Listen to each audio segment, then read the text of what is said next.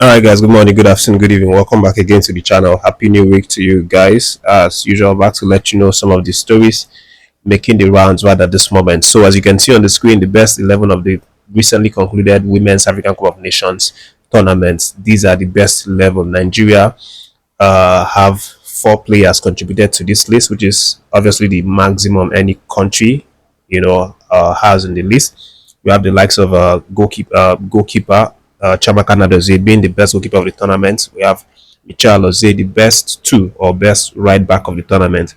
And then we have Rashida Ajibade, the best seven or the best right wing player of the tournament. And then Esther Okoronkwo, the best 11 or best left wing player of the tournament. And then for the host nations, they also contributed two of their players, Shibek and Drady. And then South Africa, have three of their players being listed here.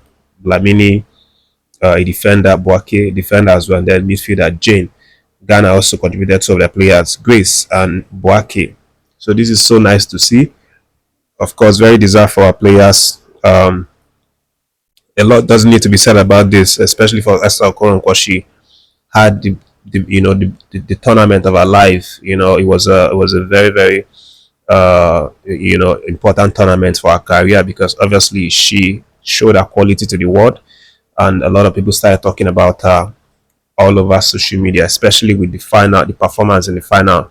Scored the first goal via penalty, and then created two more assists to help us overturn a two-goal deficit to win the cup. At the end of the day, so that's actually announced her name to the world. A lot of people started talking about her and how good she really is.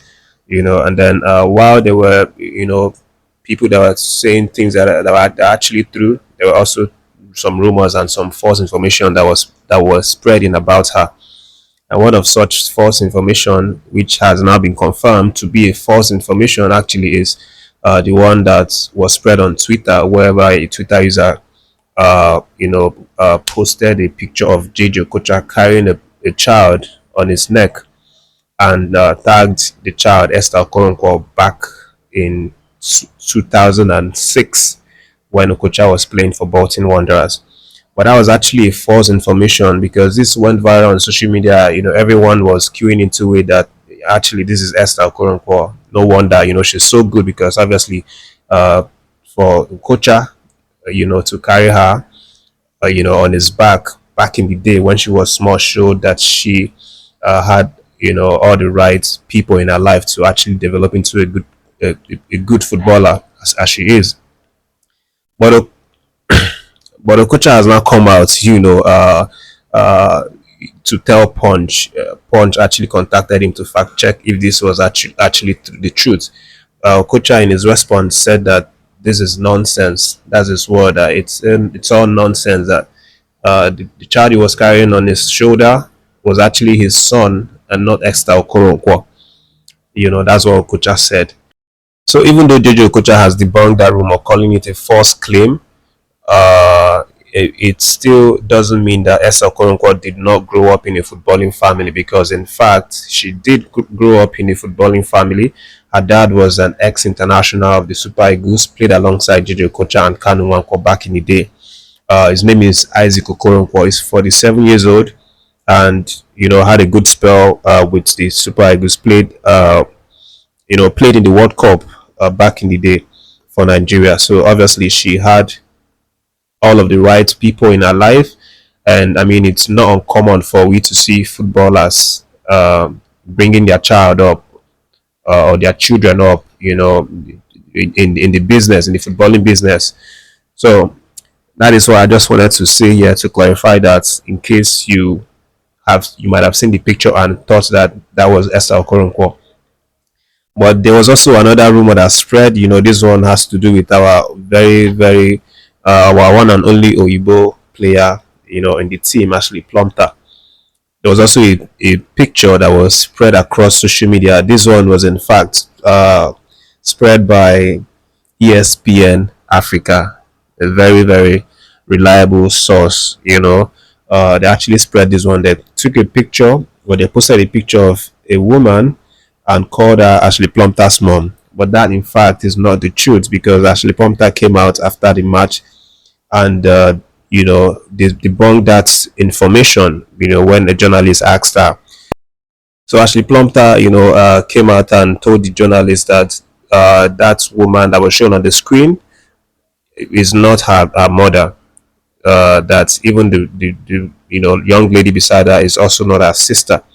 That they are just fans who have grown to become like close friends or family friends, because they always like to come watch the Super Falcons. They always like to support her, and things like that. But even though they look alike, that they are not her family. That's what she said, which is obviously a a very shocking one. To think that ESPN Africa actually called the woman and her daughter Ashley Plumpton's mother and her sister.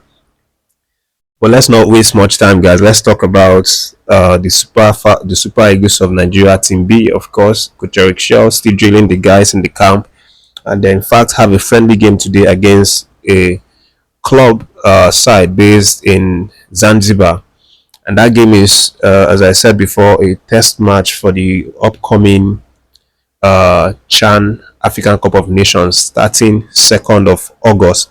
They have this game today, and then they have a return leg later. I think on the 31st as well, before they start that game. It's going to be interesting to see how Eric Shell lines up the boys today to get the result. I'm not sure if that match is going to be televised, so it's probably going to be a match that we'll just wait and hear the scores later on. So why this match is important, why the Chan competition is important for Coach Eric Shell, it's not the most important, because the most important still remains and will always remain qualifying for the FIFA World Cup coming up next year. And we have like 4 games remaining in our group. And from September, we are going to start playing these games. We'll start with Rwanda, hosting them at home in the Gospel Akpabio Stadium on the 5th. And then later on the 9th, we will set out to play Bafana of South Africa in their own venue, which is the Toyota Stadium. That match has been slated to be a match that will be played in the evening around 5 p.m.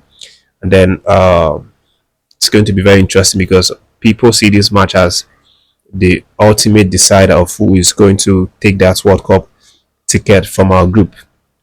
So more of this is going to be coming up later concerning this one. Of course, we'll see what happens at the end.